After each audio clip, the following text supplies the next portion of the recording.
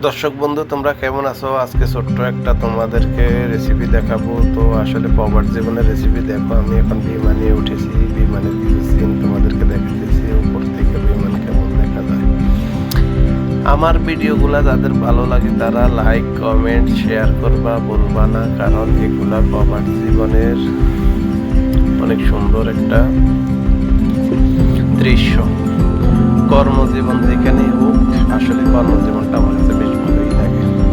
তো আজকে আমি তোমাদেরকে দেখাবো সাকসাক সৌদি আরবের করল্লা ভাজি করতে হয় কিভাবে, এবং কাসকি মাছ যেটাকে বলে, এবং বাংলাদেশে হলি বৈশা। আসলে যারা হলি বৈশা নামে পরিচিত তারা হলি বৈশাই বলবা, যারা কাসকি মাছ নামে পরিচিত তারা কাসকি মাছ বলবা।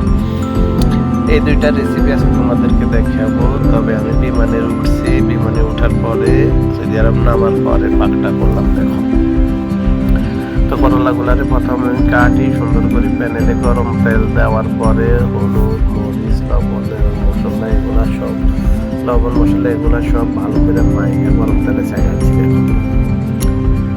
একবার ট্রাই করে দেখবা, শুধু টেস্ট খেতে যে কি সুস্বাদু সেটা বলে বোঝানোর মতো না তোমাদেরকে।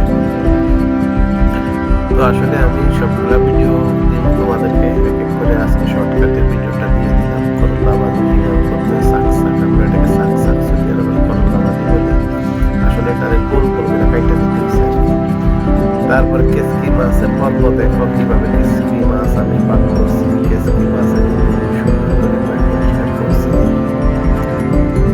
পরিষ্কার করার পরে তারপরে কেসকি মাছের পেঁয়াজ রসুন কাঁচামরিচ টমেটো সবগুলো একসাথে দিয়ে তেল মশলা দিয়ে একসাথে পানি দিয়ে বসিয়ে দিচ্ছি।